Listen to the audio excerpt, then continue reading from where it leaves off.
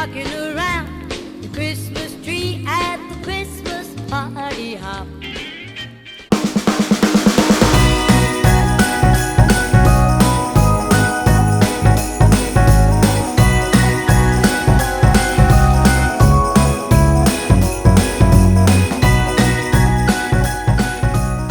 Tis the season to drink hot chocolate, so I went through my pantry and I picked out some items to see how I could make a different version of my typical hot chocolate. I hope that this inspires you to get into your kitchen, make some hot chocolate or some other fun treats. So let me show you what I came up with.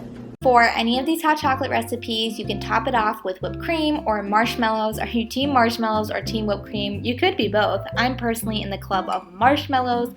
Also, what you can choose is either water or milk as your base. I prefer oat milk. It just makes it nice and creamy.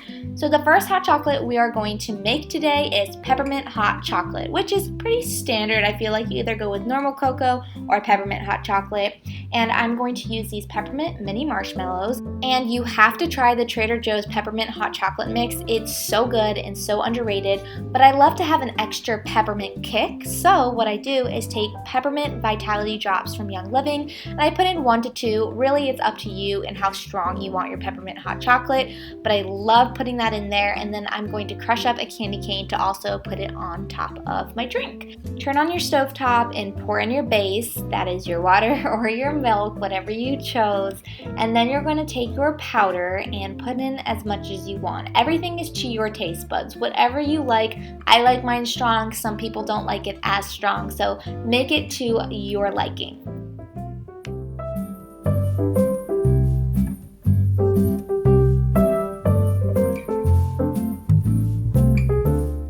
Of course, I broke out my Danish dough hook, which is essentially a whisk, and I whisk together the powder and the milk, and I keep it on simmer because I don't want it to scald that milk or oat milk. I know some people don't consider that to be milk. And then I'm going to go in with my peppermint oil, which is so important for you guys to make sure that it is pure oil and you can digest it. This is Young Living's Vitality, so I know for sure that it is clean as possible. And I'll put in 1 to 2 drops, and I feel like that gives me the perfect peppermint punch.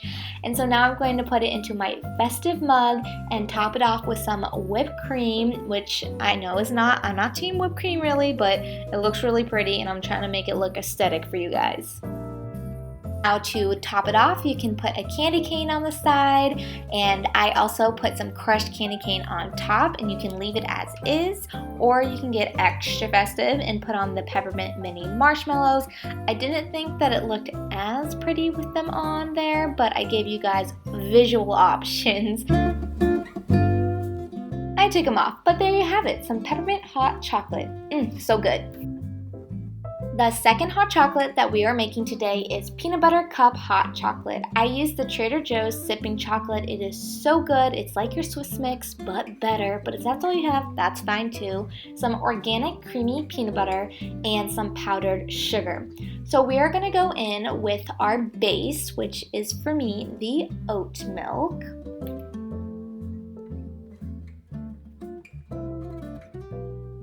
Then we're going to go in with 2 tablespoons of peanut butter. Again, up to you on how much you want to put in there, but I put 2 tablespoons of powdered sugar and 5 tablespoons of the sipping chocolate and mix it all together until it creates that nice creamy consistency and you can no longer see the chunks of powdered sugar and the chunks of the sipping chocolate powder.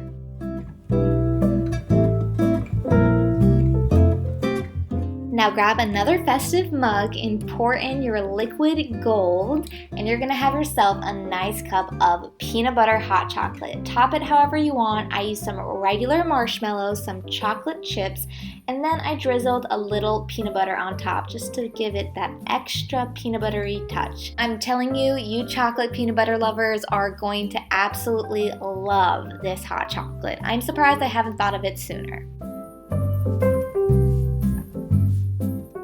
Oh, baby, baby. Oh, baby, baby.